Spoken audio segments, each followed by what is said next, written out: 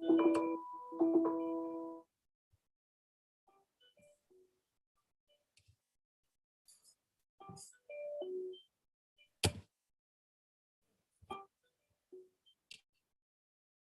evening. I'd like to welcome the community of viewers to meet the Lieutenant Governor candidates in tonight's forum. I'm Linda Hoffman. I'm the chair of the Tompkins County Democratic Committee. This forum is really a run-up to the primary of June 28th. We will be sharing with you the three candidates running for Lieutenant Governor. This evening, I'd like to introduce our moderator, Fred Balfour. He is retired, but he's also a news team volunteer with WRFI. I'd like to welcome Fred and turn the forum over to him. Thank you, Linda. And let me add my welcome to this candidate forum presented by the Tompkins County Democratic Committee. Tonight, we'll hear from the three candidates in the Democratic primary for Lieutenant Governor: Ana Maria Archila, Antonio Delgado, and Diana Reyna. In a normal primary election cycle, we would bring you a live roundtable with the candidates answering predetermined questions on camera. The events of the last few weeks have made this election season anything but normal, but we were able to coordinate the campaign schedules by using pre-recorded videos from each candidate. Candidates Archila and Reyna chose to answer each question separately, plus provide an opening and closing statement. Candidate Delgado chose to provide one video clip. Here's what you'll see and hear in the next 50 minutes. Candidates Archila and Reyna will provide opening statements. I will then begin asking questions, and Archila and Reyna will provide answers to each individual question. After the third question, we will play candidate Delgado's 7-minute video clip, and then continue with questions, answers, and closing statements from Archila and Reyna. As we proceed through the questions, we will reverse the order of the candidates' answers for each question.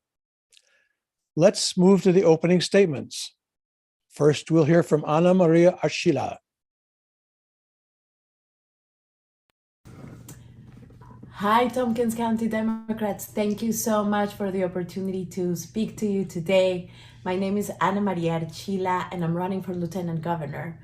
I came to this country when I was 17 years old, and it was in New York where I found a place that welcomed me and allowed me to feel at home again. It was in New York where I found the safety to be queer and proud. It was in New York where my children were born. And it was also in this state where I learned about the power of people who fight for one another and organize for what we deserve. I learned about the power of workers who demand dignity in the workplace, the power of parents who demand better schools, the power of young people who band together to make college more affordable.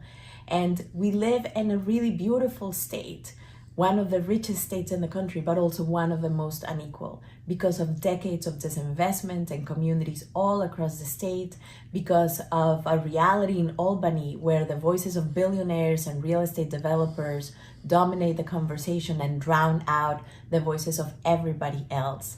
I am running for Lieutenant Governor to make sure that in New York, we focus on the priorities of working families. Everywhere I go, I hear from people that they feel forgotten by Albany. Just a few days ago, I met with Anne and Andrew, who are farmers in the town of Caroline, who told me about the struggles they have to make their farm sustainable. I heard from Starbucks workers, I heard from students and from tenants in the town of Ithaca, in the city of Ithaca, who told me about how much they're struggling to make ends meet, and Albany is not delivering any solutions for them. I want to make sure that the Lieutenant Governor is not just someone who is cutting ribbons in ceremonies all across the state, but actually amplifying the voices of New Yorkers who need Albany to deliver and to prioritize the needs of working families, affordable housing, affordable childcare and healthcare, good jobs, and investments in communities that allow farmers and small businesses to thrive.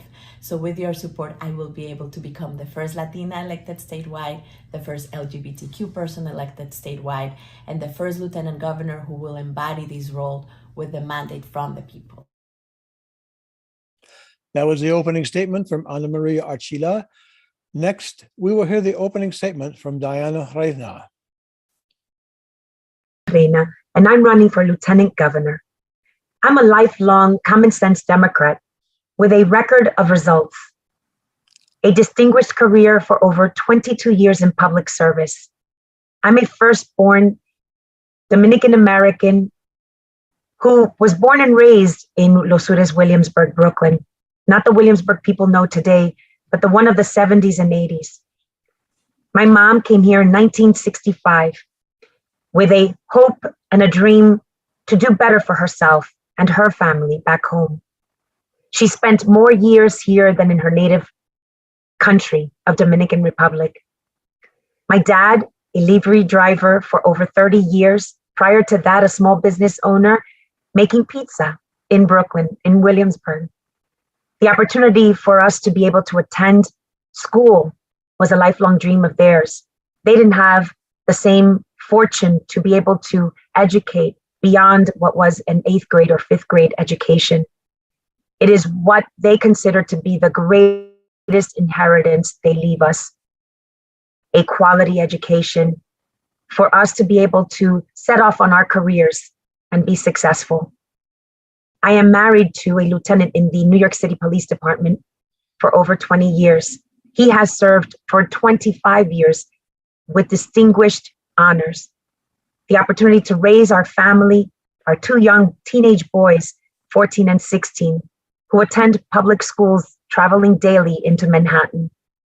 Safety is our number one concern.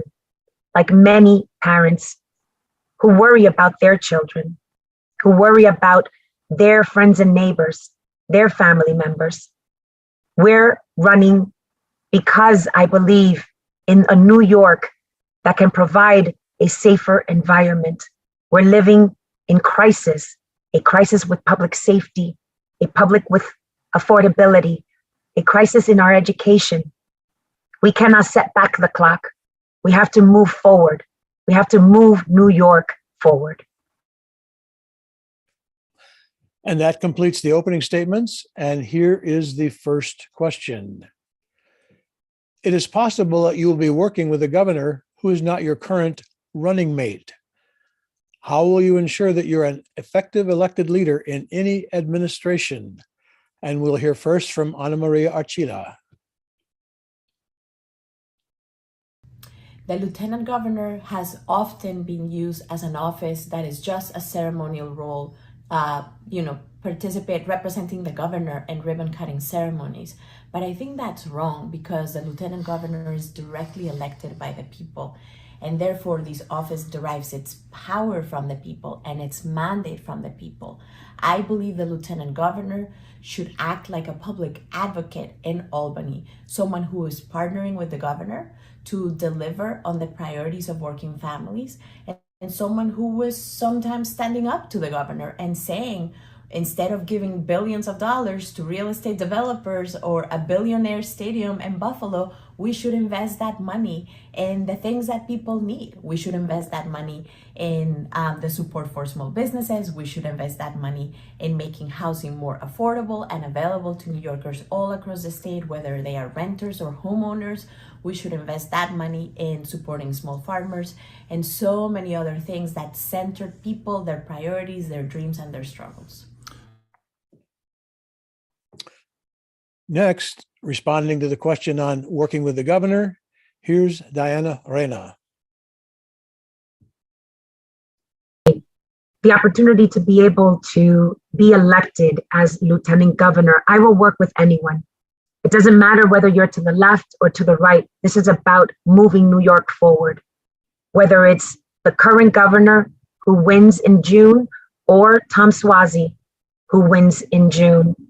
Whoever the governor is who wins the primary June 28th will be the individual governor I will work with. It is important that we understand that we have more in common, and that is the public safety of the people of New York, the affordability for them to be able to remain in New York and thrive, and the opportunity to be able to educate the next generation that will move New York into greater stands. The next question is on prioritizing issues. Do you see yourself being a champion for any particular issue? Which issues would you champion? Gun violence, internet, reproductive rights, education, food security, climate, environment, transportation? We'll hear first from Diana Reyna.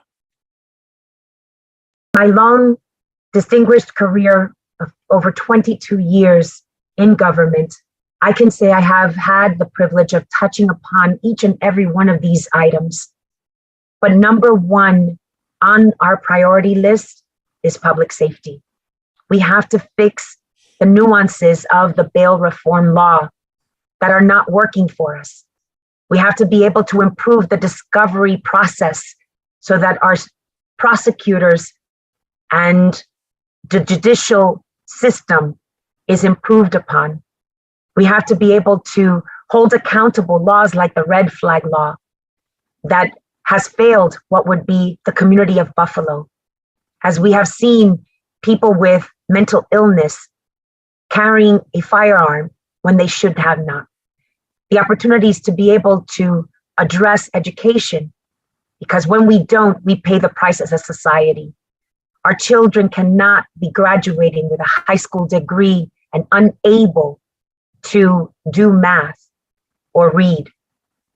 We have a standard of excellence that we have to start meeting for our future workforce to have skills that's built into the curriculum. We have to provide what is the intervention and prevention services within the schools so that we're attacking societal issues when it matters most at a younger age. To be able to champion what are many of these different facets will all rely on going back to what is priority number one, the safety of our public. We cannot go to work if we're scared to go to work. We cannot send our children to school if we fear that their lives are at risk. And so therefore, crime will be our number one issue. Continuing, Ana Maria Archila will respond on prioritizing that list of issues. Everywhere I go, I hear about how stressed out New Yorkers are about the cost of housing. If they are homeowners, the cost of property taxes, and if they are renters, the cost of rent, the rising cost of rent and the fact that they are constantly facing the threat of eviction. So housing is a very, very important priority. And I think it's a priority that Albany can actually do a lot about. Albany could invest in making sure that homeowners have support, and especially homeowners facing foreclosures. Albany could also act to protect tenants from unfair evictions and from unreasonable rises in the cost of rent. And also Albany should use its economic development infrastructure to address the housing affordability crisis that people are facing all over the state, from the North Shore of Staten Island to Buffalo, Rochester, and all across the state. Our next question deals with succession. Several recent lieutenant governors of New York have had to step into the governor's role. If this happens again, what will be your primary goal as governor? And we'll hear first from Ana Maria Archila. If I am so lucky to win the primary and to win the general, I will make sure that every day I am embodying the role of lieutenant governor with a mandate to lift up the priorities of working families, the things that really, really need to be at the center of the conversation in Albany. And I think by doing that, if I were to become the governor, I would be better equipped to continue an agenda that is already a live agenda. I have spent 20 years leading and building organizations like Make the Road New York, like the Center for Popular Democracy, organizations that I built from the very beginning to multi-million-dollar organizations. I have 20 years of executive experience and also experience that is about lifting up the voices of people whose voices get drowned out by money. If I become the governor, I will make sure that we focus on the core priorities that most New Yorkers really need us to focus on: the affordability crisis and real solutions for safety and for economic development that centers people. And now Diana Reyna will respond to the question on succession. Governor, should I have to step into the shoes of what is government because of what can be the possibilities of another governor leaving in scandal, or for whatever reason, the lieutenant governor stepping into this role becomes critical. That's why this election cycle, leadership matters. And it is important for people to understand the role of a lieutenant governor and the importance of that role. My priority of public safety will continue to remain as the number one priority agenda item. We have to support and restore trust between law enforcement and community.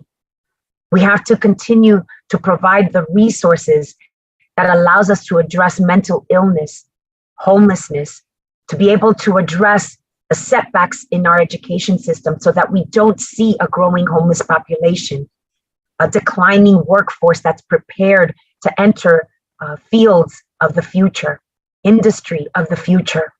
We have to be able to build out community and economic development priorities throughout the state so that we can start investing in companies that will invest in New York so that they can invest in people creating jobs. These are all of the opportunities that, whether you're in the lieutenant governor's seat or the governor's seat, we have to continue to press upon and hold government accountable. These agencies throughout the state have to respond to the people's needs. We have to start aligning the existing resources so that we can address where people need most assistance. We have to be able to cut back on property taxes. In 1957, we had 45 congressional districts. That number has declined today to 27, and we're losing one more seat to 26, which equals to less federal funding for our state of New York and a growing budget that will be the responsibility of less people living in New York. We've completed the first three questions, and at this point, we will play candidate Delgado's 7-minute video and then return to the questions. Hello, Lieutenant Governor Antonio Delgado here. I wish that I could be with you all in person, but I'm happy to connect with you virtually and give you a sense of who I am, where I come from, my belief system, and how together we can navigate some incredibly challenging and difficult times. For those who don't know, I've been representing a district in upstate New York for the last 3.5 years, a district that former President Trump won by 7 points in 2016, a district that is one of the most rural congressional seats in the entire country, 8 out of 435. A district that's a third independent, a third Democrat, a third Republican, and a district that is 90% white.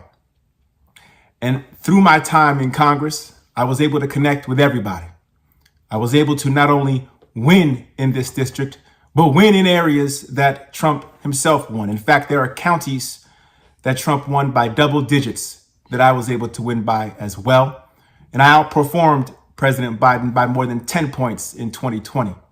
I only bring that up to say that it is important now more than ever, when we're talking about divisiveness and extremism, that we have leaders who understand how to cut through that noise, who know how to figure out how to bring humanity back to politics and get beyond the extreme partisanship and deliver and be effective. In my time in Congress, I was able to have 18 of my bills, 10 under President Trump and 8 under President Biden, get signed into law. bills that would support our veterans and our small business owners, help our family-owned farms, and make higher education affordable for our students, and make sure our young people can drink clean water. I supported legislation that would bring down healthcare costs, secure access to broadband, address the climate change issue that is an existential threat to our country, make sure that we are bringing back a set of equity and principles to our system through the work. We have to be able to deliver results and not just talk about it. That has been the work that I have done, and I've done that by being accessible and transparent and accountable. More than 65 town halls since being sworn in 2018. And when I look at what's happening across the country, we know the stakes are incredibly high. 2/3 of folks right now are living paycheck to paycheck. Half the country could not survive a medical emergency bill without going into debt. The top 1% owns more wealth than the entire middle class. Upward mobility is not what it used to be. I grew up in a working class family in Schenectady. My parents worked for General Electric back when General Electric anchored families and allowed them to reach up into the middle class like mine. I was afforded a quality education, and with that education was able to advance myself professionally. Whether it was law school, whether it was studying overseas at Oxford as a Rhodes Scholar, whether it was making sure that I could come back and be a hip hop artist after law school, or they're going from then to working as an attorney in a white shoe law firm. Very, very different professional environments, but diverse in nature. And as a result, they allow me now more than ever to figure out how to thread the needle when it comes to making sure we stay connected as a community, as a state. We see what's happening with the assault on voting rights. We see what's happening with the assault on reproductive rights.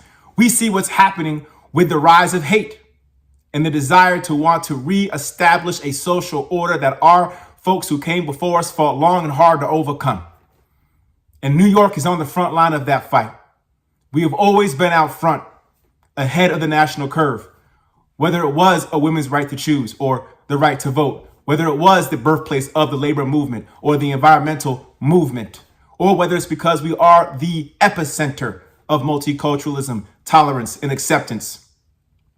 As we deal with the scourge of gun violence, it is New York that has been out front on that issue. So it is incumbent upon us now to hold the line, to do the work, to lean on each other, and to lead with love. Hate cannot drive out hate. Only love can do that, as the great Dr. King said. Darkness cannot drive out darkness. Only light can do that. That is how I've oriented myself from day one as a public servant, not a politician, but as a public servant in this space. And I will continue to do that work day in and day out.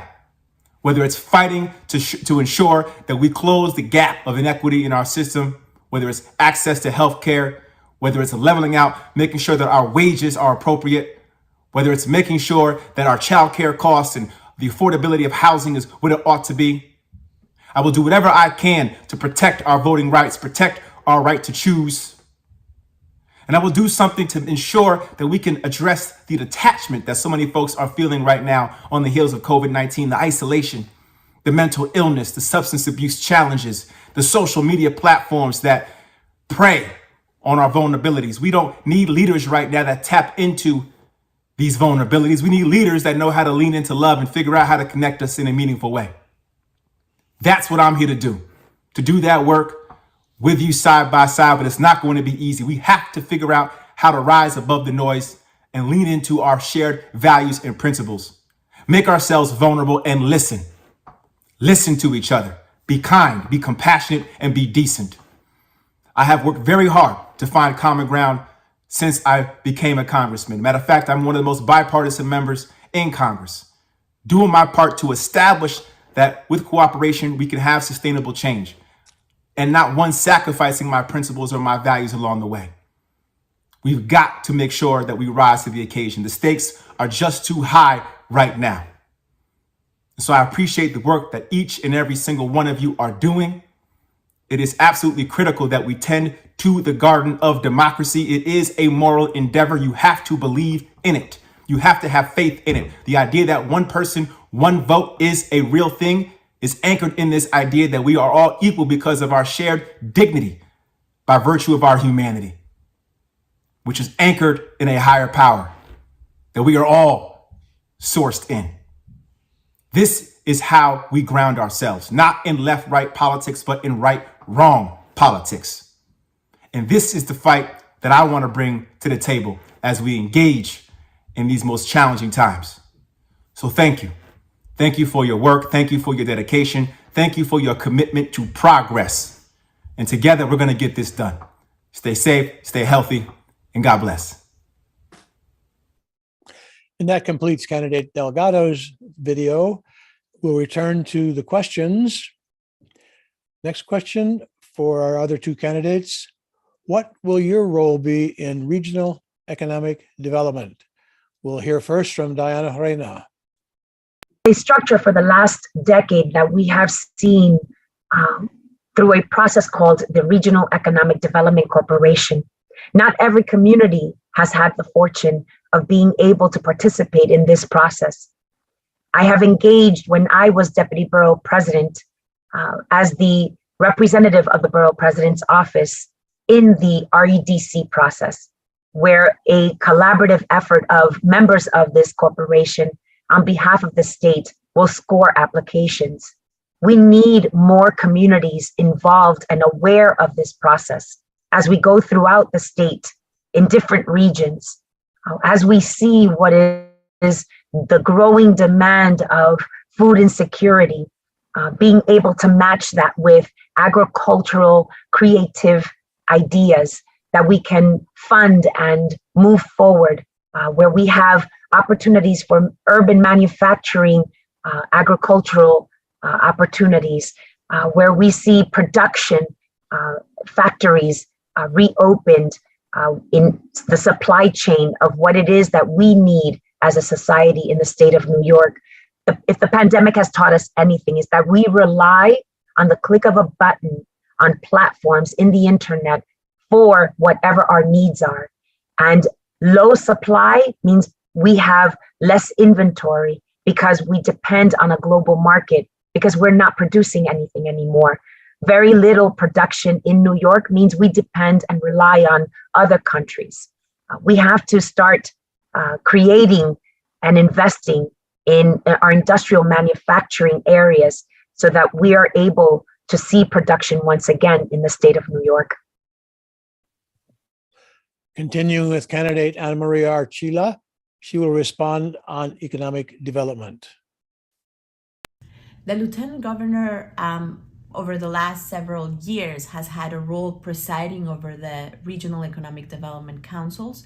And these are spaces where many corporations actually go to legitimize projects that actually do not serve the public interest. I want to make sure that we're using those Regional Economic Development Councils to tackle the affordability crisis that people are facing all over the state, to invest in the creation of permanently affordable housing so that teachers and firefighters and police officers and small business owners have affordable homes for themselves and for their children. And also that we use economic development dollars to invest in people-centered economic development, in small businesses, in the creation of a care infrastructure like childcare and home care, and other aspects of care that we need from the moment we are born to the moment we transition. These kind of economic development is urgently needed in New York, one of the states that has the highest shortage of home care workers in relation to the aging population. So all of those kinds of economic development programs is what I would focus on. Our next question deals with policing reform. How will your administration work in partnership with the legislature and local governments to continue the reform of policing and justice? We'll hear first from Ana Maria Archila. We have made very significant, important progress over the last few years on addressing the mass incarceration, the legacy of the Rockefeller drug laws, and the legacy of, the reality actually of systemic racism in our criminal legal system. I think it's really important to protect the progress we have made. Bail reform, making sure that poor people are not incarcerated simply because they cannot afford cash bail, making sure that we are not incarcerating children, making sure that people who are accused of a crime have access to the evidence against them. All of these things are important measures that we need to protect, but we need to also continue to make progress. We need to have an honest conversation about what it will take to lower the levels of violence. We need to make sure that we invest in gun prevention. My running mate and I have proposed a public safety plan that starts with an investment of $1 billion in gun prevention programs and victim services. We cannot allow the continuation of the flow of guns into our communities. We have seen the massacres in Buffalo targeting Black Buffalonians. We saw the massacre in Texas targeting children, Latinx children. We saw the massacres in California targeting Asian communities. We need to stop the flow of guns. And we also need to make sure that we keep making progress in transforming the criminal legal system away from its legacy and of systemic racism. And continuing, Diana Reyna will respond to the question on policing reform. It is an ongoing conversation that I have continued to be a part of.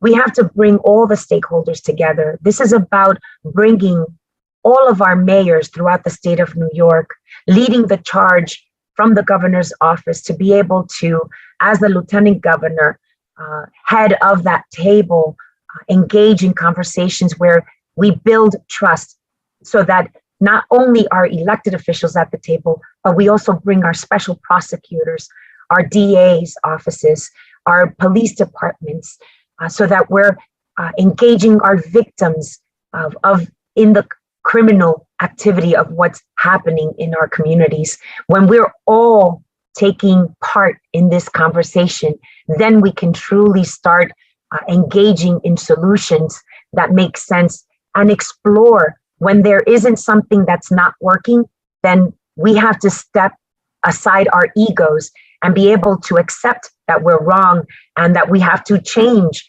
whatever is not working and replace that with new ideas.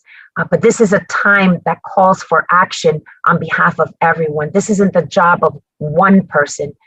This is an opportunity for all of us as stakeholders to improve public safety and address crime the way it should be, because everyone is taking part in that process. Our next question deals with housing. New York State faces a housing crisis. How will you work to address housing insecurity in concert with the governor and the legislature? And what policy should the administration prioritize? We'll first hear from Diana Reyna. I've seen a lack of investment from the federal government in New York City Housing Authority. This is our most precious affordable housing stock in the state of New York. We have to begin to engage the federal government along with our legislature and the governor's office to be able to lobby what is the federal government to restore funding pre-9/11. Since then, we have not seen what is 100% funding from the federal government. What we have seen is a decline downwards of up to 80 cents to the dollar for public housing, at least in the city of New York. We have seen a lack of funding from the state of New York. We have to restore the state's investment in public housing. We have to work towards improving what is a lagging work orders of repairs for our public housing developments. We are talking about a city unto itself when it comes to public housing. Second to that, we have to begin to invest dollars in an incremental way towards homeownership opportunities, affordable homeownership opportunities throughout the state to reinvigorate communities that are dying. Their young workforce are leaving suburban and rural areas. because they can't afford to stay. A lack of economic opportunity, therefore a lack of affordable housing, whether that's rental or home ownership. We must see programs that back in the 70s were invested in, like the Michalama communities. We have to invest more in community land trusts that are now the new model that is setting forth a new day for affordable housing, to be able to have real equity and affordability throughout the state of New York. These are opportunities that we see as ways in which the tools exist. Once upon a time, they were the saving grace to our state, but today we've forgotten them. It is time that we seek what are those programs and implement them. Next, Anna Maria Archila will respond on housing. We have so much work to do to make sure that New Yorkers have the certainty that they will have a roof over their heads. Right now, there are 92,000 people who are homeless, either sleeping in shelters or on the streets. We need to invest in housing programs that allow people to transition from shelters into permanent housing. We also need to protect tenants from evictions with legislation like good cause eviction legislation. We need to make sure that we are using the budget to allow people who are facing eviction to stabilize their lives. The Housing Access Voucher Program, which was in the budget and both the Senate and Assembly budget, but not in the final budget, would have been an opportunity to do that. So we need to do that. And we need to make sure that homeowners have support. Lots of homeowners are facing foreclosures. Lots of homeowners are really struggling to make ends meet. And New York has the money to provide support to homeowners if it stops prioritizing the interest of real estate developers who keep demanding kickbacks and subsidies for building very, very small numbers of affordable housing units. And our last question deals with ethics in state government. How will you use your tenure as Lieutenant Governor to set an ethical standard for your colleagues in Albany? And we'll hear first from Anna Maria Archila. I think the Lieutenant Governor needs to be a light in the darkness of Albany. The Lieutenant Governor needs to always lift up the importance of prioritizing the interest of regular New Yorkers, of working families, above the interest of billionaires. That means that we need to talk about the role of money in campaigns. We need to make sure that we are not allowing the business as usual of the industries that dominate the debate to do that with impunity. And we need to make sure that we have ethics, an infrastructure to enforce ethics codes in New York State, an independent ethics commission that can really that has real investigative powers and that is not subsumed under the governor. So there's a lot of work to do, but I think the Lieutenant Governor needs to play a really important role in not just making sure that she or the Lieutenant Governor herself doesn't violate the law, but actually to shine a light on the role of money and the darkness in Albany and how the role of money actually prevents the agenda of the people from being the priority. And now Diana Reyna will respond to the question on ethics in state government.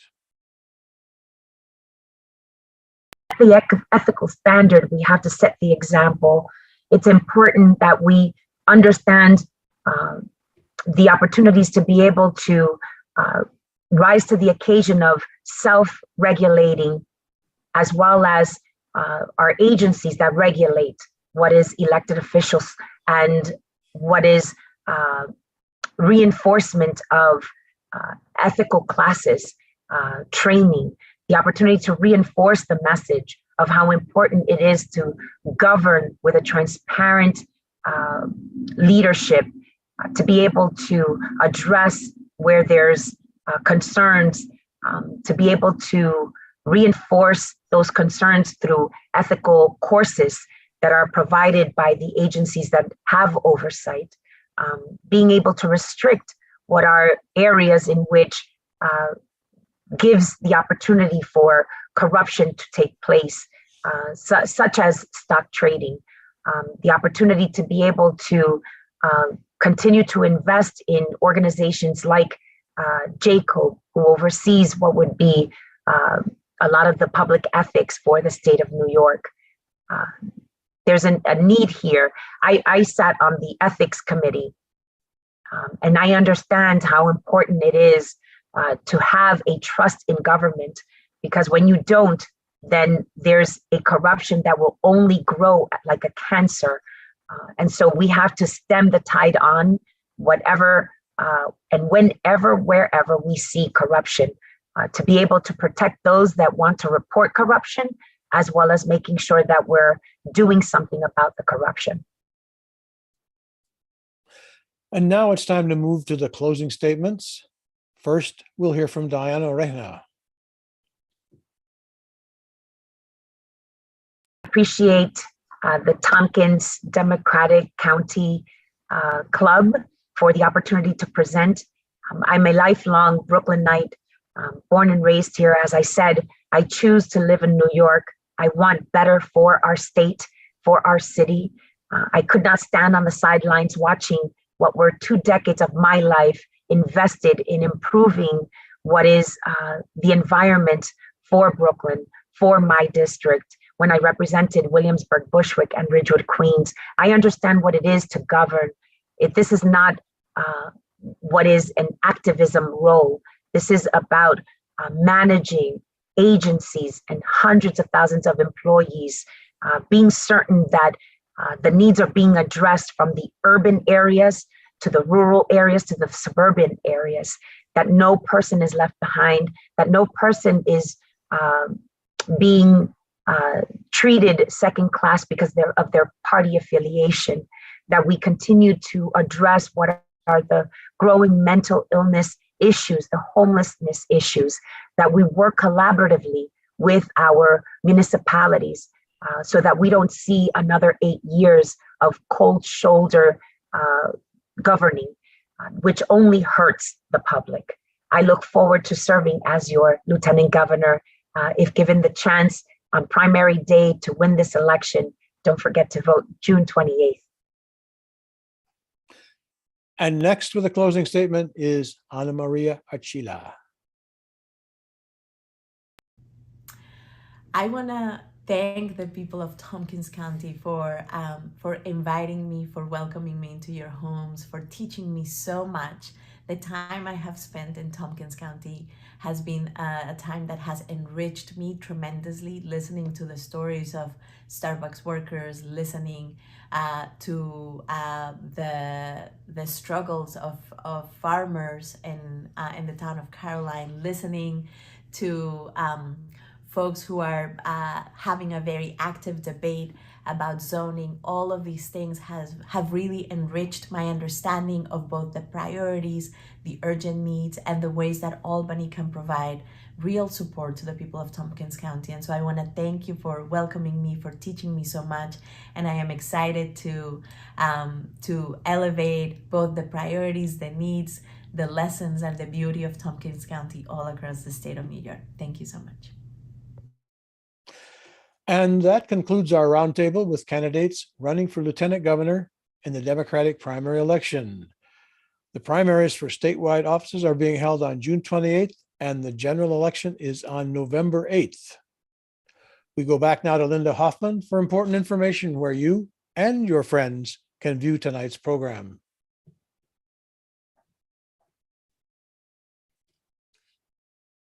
Here we are, nearing the closure of our Lieutenant Governor Candidates Forum. But that doesn't end here. As Fred said, there are other options. We'd like to call on you as the community viewers to share with family and friends. There are 3 options that they can view the recording of tonight's forum. The first option is you can go to the tcdemocrats.org. You click on a red square that is right below the banner, and that is our YouTube icon. It will take you directly to our YouTube page. Secondly, you can go to YouTube and just search for Tompkins County Democratic Committee. Lastly, the third option is youtube.com/C/TCDCT Tompkins County Democratic Committee. These particular options will be up on our social media as well. Please don't hesitate. We need to make sure people are prepared to vote on June 28th. Again, I'd like to thank all of you for joining us this evening, and the Lieutenant Governor candidates, the team of Ted Crane and Fred Balfour for managing the forum this evening, and the Issues Committee of the Tompkins County Democratic Committee for developing the questions. Please mark your calendar for the primary election day of June 28th. If you have questions about voting, you can go to the Tompkins County Board of Elections website. Information is there about early voting, about how you can have an absentee ballot. So again, we urge everyone to really mark your calendar for April 28th.